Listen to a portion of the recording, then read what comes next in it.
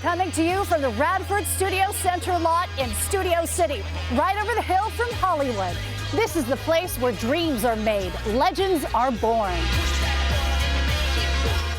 Hello and welcome to The Lot. I'm Suzanne Marquez. Dungeons & Dragons Honor Among Thieves is in theaters now, and the world premiere happened here in LA. The leader of the pack, Chris Pine, talked about how he identified with his character. I did identify with Edgin. You know, he's kind of a failure at life and fatherhood and a lot of things, but he picks himself up and tries again. He sure does. All of the stars came out for the red carpet at the Regency Village Theater in Westwood, or shall I say black carpet. Michelle Rodriguez, Hugh Grant, Reggae, John Page, and the rest of the star-studded cast posed together before screening the film, including Daisy Head, who plays the villain in D&D, the Red Wizard of Thay. She came to our studios to chat with KCAL news anchor Rudabeh Shabazi. So this is a super exciting project. Were you one of the kids who played Dungeons & Dragons? I actually wasn't. You weren't? Did you know anything player. about it before this project? No, I'd had friends who had played it, so I sort of had a rough idea of what the world was, but it's so expansive and it's still growing. It's an incredible world, and I just feel honored to have been a part of this adaptation of it. There's definitely a cult following and has been for years and years and years. So tell us about your character in the film. So my character is quite an isolated creature.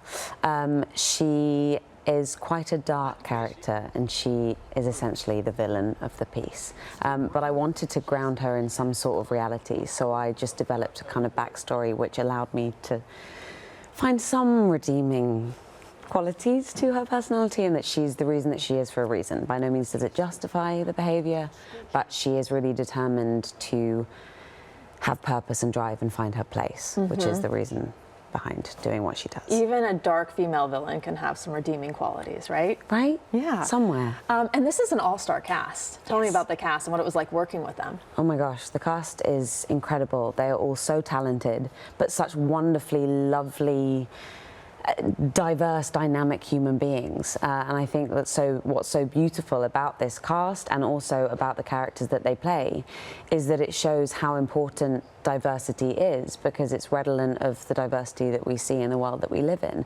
And I think it's all about embracing people's differences and not identifying them for them and then polarizing people because of them. I think this is just a lovely way to embrace everyone's differences. It's a microcosm of the actual world. Totally. Or maybe how it should be, right? Totally, totally. And this was shot in Ireland. How was that? Beautiful scenery. Oh my goodness, so beautiful. I went up to the northern coast when I was there and saw the Giant's Causeway, which is a natural rock formation made of like 40,000 like stone rock columns.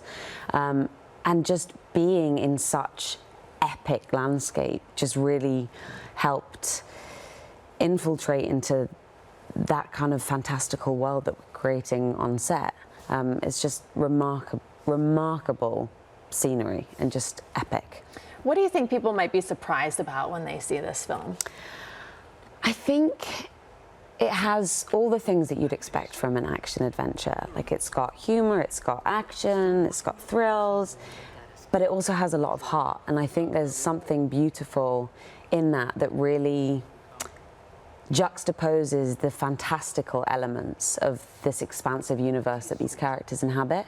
But I think there's something so beautiful about the emotionality, and John and Jonathan did such a great job with the script in developing these characters and giving them heart and showing that vulnerability can actually be a great strength, and about how people's differences can actually unite them and they can find a common goal. And I think it might not be surprising, but I think that's an element that stands out that hopefully people will take away from it. Maybe one of the main themes of the movie, and I can tell just by talking to you how richly you developed this character. So if everyone else did it the same way, it's going to be quite an epic treat to see.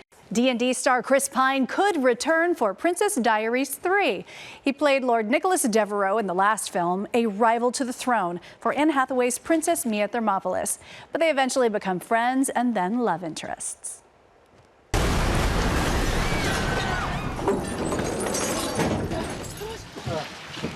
Bonjour. What an entrance. Adam Sandler and Jennifer Aniston return to the scene of the crime in the sequel to their Netflix movie Murder Mystery. The private detective duo find themselves on a case that leads them to Paris. They go on a mission to track down a friend after he's kidnapped at a lavish wedding. Murder Mystery 2 is now available on Netflix. You're not here. We're not there. The car exploded. We're getting a preview of Wes Anderson's new sci-fi comedy set in 1955, Asteroid City.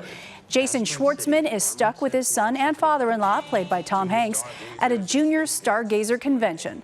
Scarlett Johansson plays a movie star in the movie. Asteroid City lands in theaters June 16th. This is outrageous. It's crazy. It's scandalous. A new take on the 1970s classic Aristocats is in the works, with Questlove at the helm. It'll be a blend of live action and CGI. Questlove is executive producing and overseeing music for the movie. I can't wait to hear his take on the jazzy classic Everybody Wants to Be a Cat. Harrison Ford is back for his 5th Indiana Jones movie. Indiana Jones and the Dial of Destiny is set to premiere at Cannes in May, according to The Hollywood Reporter. Phoebe Waller-Bridge joins the cast, playing the archaeologist's goddaughter. It's a homecoming of sorts because 15 years ago, Indiana Jones and the Kingdom of the Crystal Skull made its debut at the fest. Last year, Top Gun Maverick screened at Cannes. A tutor takes a job to teach a billionaire's son. And what seems like a boring gig turns out to be anything but in The Tutor. I got an email this morning, summer gig. They're offering you $2,500 a day. Details are sparse, but it's definitely VIP. Garrett Hedlund plays Ethan, a tutor hired by a rich family to teach their son Jackson, played by Noah Schnapp. It sounds easy enough, right? Not so fast. Jackson shows a lot of interest in Ethan's life that is borderline obsessive. Jackson ups the ante when he starts to threaten to break up Ethan's relationship with his girlfriend, played by Victoria Justice. When you and Noah approach the characters, do you have a conversation before? Do you just dive in? Do you stay away from each other on set? I'm always curious what it's like when it's mainly the two of you. Well, you pick and choose those moments where I guess you interact a little bit. We'd filmed this, pretty about as unsequentially as you could. Which becomes quite common on a lot of films these days. We shot the very end of the film first, and I think it was a big moment for both of us. It's not only establishing your character, which sometimes you'll have the allegiance to do in a charming scene or a carefree scene or the very beginning of the film scene, and this was establishing when the stakes are at its highest, and we got to experience each other that way, which meant we got to see each other be quite vulnerable, quite fearless and brave, and then that only sort of excites you for what's to come. What about the baby? Is it planned? How do you know about the baby? This psychological thriller has its uniqueness, but some aspects even had Hedlund remembering thrillers he loved and respected from back in the day. I love the journey this movie took us on. What was it about the script that made you want to sign on? I hadn't been involved in a lot of thrillers before, let alone psychological thrillers. And when I read the script, and I got to the third act, there were parts of it that really reminded me of films I appreciated, respected, admired, like Primal Fear. And it wasn't just about the plot lines and the reveals of this and that, but it was about the dramatic sort of commitment and work that was put into these films. And that's sort of what I saw an opportunity in within this, is to sort of disguise myself a little bit as this character, Ethan, to respect and admire and love certain little attributes of him in order to kind of portray him in a way that maybe audiences would relate, and until things take a turn for the worse and go on this ride with Ethan. I just try and remind myself that we're all just broken. A little creepy there. Oscar winner Morgan Freeman, Oscar nominee Florence Pugh, and SNL alum Molly Shannon star in a new drama from writer-director Zach Braff. A Good Person focuses on the fallout after a tragic accident. For the model train enthusiast, we lord over a world where the neighbors are always kind. Two families are affected by a tragic accident and drug addiction in A Good Person. In life, of course, nothing is nearly as neat and tidy. The drama is the latest movie from writer-director Zach Braff. It's really about how they go on to try and stand back up again after their grief. Such an emotional journey and so beautifully done, especially how something as small as looking at your Maps app can really start this cycle of events where it's hard to take ownership of little things that lead to such big things. Absolutely. Well, that's what I wanted to write about, those tiny seconds that change our lives forever. And when I think about days of my life that turned out to be so traumatic, or something horrible happened, or someone died, you know, you didn't know when you were having your morning coffee that was going to be the day that your whole life changed. I got one of those audio books on how to talk to a teen. How's that working out? I am so not going to talk about sex with my grandfather. Really? Because I just love this. I'm in way over my head. The film marks the second time Braff has directed Morgan Freeman. We already had a relationship and a friendship, and I knew for this part I was really going to have to push him into a very dark character and make him go to a place as an actor he hasn't gone to in a while. I need help. I know. Braff praises Florence Pugh's performance as a young woman spiraling into drug addiction. It's not the bunny slope, you know. It's double black diamond acting. It's very, very hard to do, and very hard to do raw, and also honor the people who suffer from addiction. Particularly in this era, I wanted to talk about the opioid crisis. It felt like a very American tale. What the hell did you do to your hair? It's Makeover Monday. It's Friday. Oh, it's incredible. My wife used to hang out with me down here. She liked to whistle. Molly Shannon plays her mother, Diane. They both are kind of going through their own struggles together. Yeah, exactly. They're such a close mother and daughter, and Diane is a divorcee, and they're almost like friends, like sisters or whatever. But and you really feel for Diane. She wants her daughter to get off the pills and get out of the house, go apply for a job, but she doesn't know what to do. She tries to do the tough love route, and then she's like, that's not working. So then she gets so scared when she disappears that night. So then she's like enabling, and she's like, oh, here, honey, here, take the pills. Just stay home. We'll figure this out. And you really, you know, having known people who've gone through that with loved ones, you can sympathize with them. It's not an easy path. I want to go. No. You've made it this far, and I wouldn't. I don't want to be here. Nobody does in the beginning. I don't want to be anywhere. Then you are definitely in the right spot. Such a great, touching movie. All right, what do Donna Summer, Parliament, Gladys Knight, and the band Kiss have in common? They all rose to fame in the 70s under brilliant music producer and Casablanca Records founder Neil Bogart. Spinning Gold brings his story to the forefront in theaters now. Midnight plane to Houston. My people from Georgia, they would never take a plane to Houston. Casablanca Records launched in the 1970s, giving rise to musical acts like Kiss, the Isley Brothers, Gladys Knight, Parliament, Bill Withers, Donna Summer. Broadway star Jeremy Jordan plays record label founder Neil Bogart. I had no idea some of the things that happened back in the day.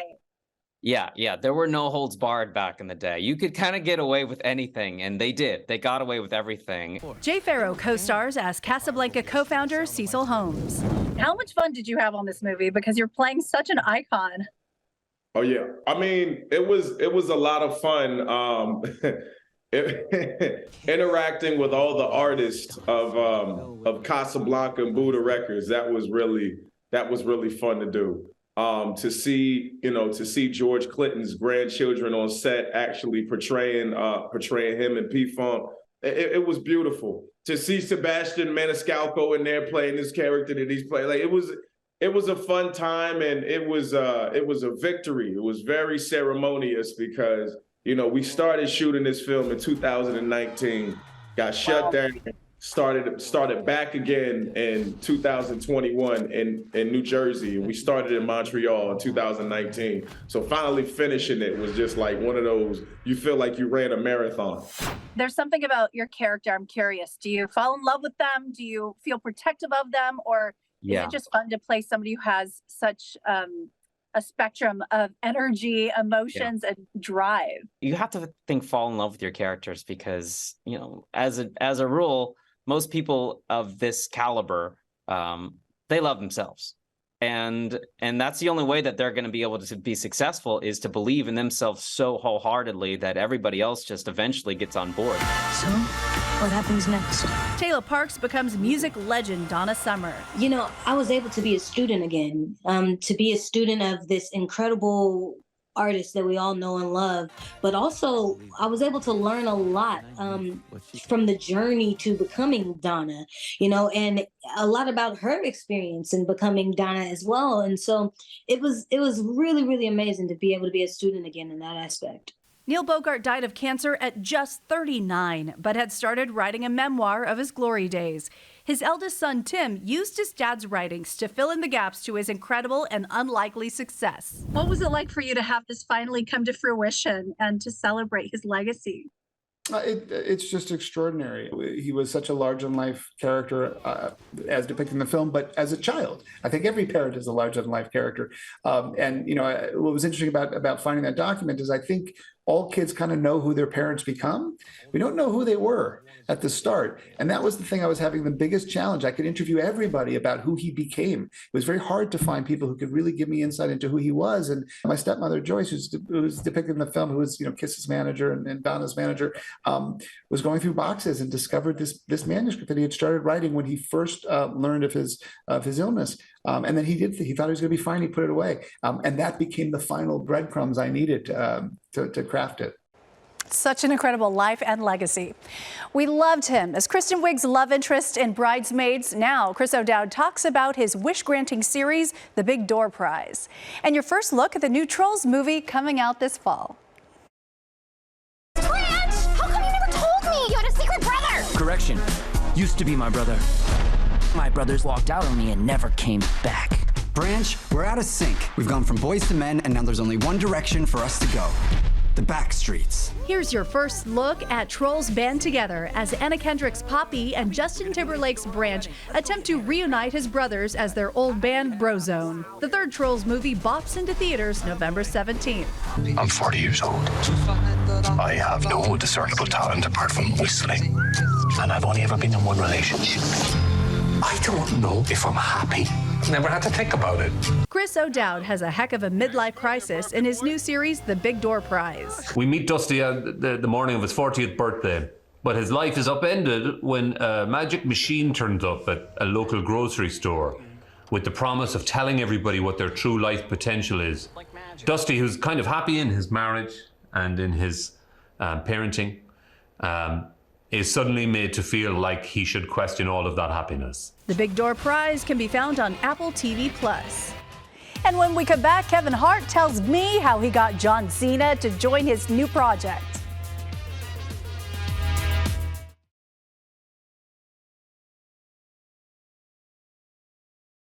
Welcome back to The Lot. Kevin Hart is back resuming his death-defying quest to become an action star in Die Hard 2, with John Cena playing a wacky stuntman with a crossbow.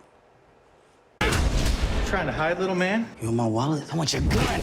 You believe this clown? Nice to beef you. I love this new take on Die Hard. I love the first one. The second one, John Cena is incredible. How did you get him to come on board?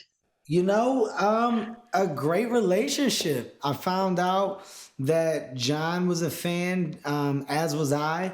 And, you know, you'll be surprised at how far a conversation can go, right? A simple hello and a pitch and alignment can sometimes spin into something pretty amazing like this. I am grateful for the relationship now. He's such a good dude, such a smart guy, and a talented guy. So our movie is so much better because of him. There's only one man who can help you find who's behind this. Hello? Sign says no soliciting. Go away. Yeah, no, we didn't see a sign. There's no sign. Who took my sign? We didn't take it. Go away. Hey, it's me. It's Kevin Hart. Well, how do you like your tea? We're coming off the heels of having John Travolta, who was amazing, right, in our first installment. Welcome to Ron Wilcox Action Star School. I'm Ron Wilcox. The hell happened? That was your first lesson. Rule number 1, you are forbidden from visiting the outside world. You'll stay here. Okay, I get it. Next useless.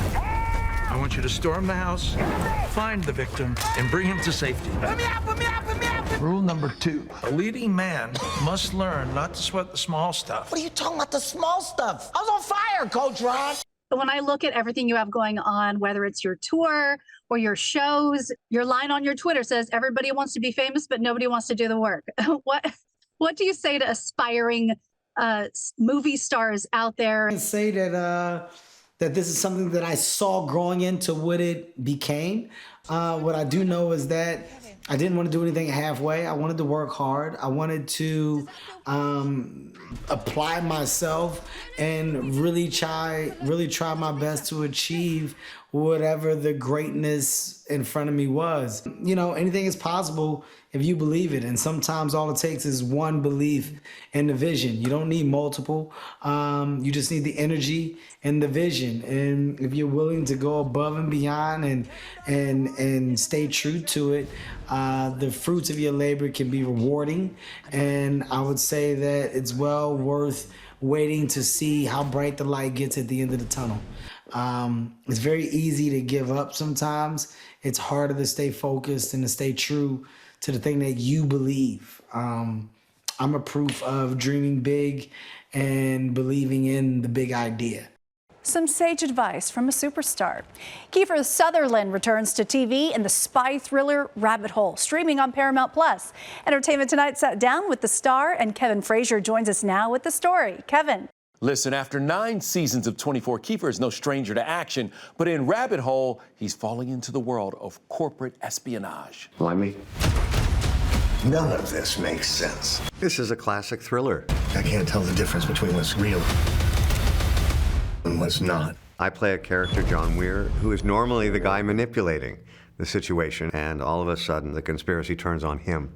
Kiefer is literally on the run in the 8-episode spy drama after being framed for murder. Talk to me about getting ready for the physical element of this. I did 24 20 some odd years ago, and things creak a little more and they crack a little more. The whole thing just was easy, which is one of the things that makes you the most nervous, right? Yeah. I should have suffered more for this. I feel like you shouldn't say I needed to suffer a little bit more. If there's a season 2, I'm sure some people will say, oh, we'll find a way to make you suffer a little more. We will make you suffer. I'm sure they will. And of course, we'll have so much more in the next Entertainment Tonight. I'm Kevin Frazier. Have a look at this. The White Lotus is heading to Thailand, according to Variety magazine. The first 2 seasons were shot at the Four Seasons resorts in Hawaii and then Italy. Season 3 could take place at one of the luxury hotel giants properties in Thailand, and the resorts are spread across the city, country, jungle, and beach, giving plenty of gorgeous settings to choose from. Don't go away. Megan Thee Stallion and Mariah Carey, they're pairing up. We're going to tell you where when we come back.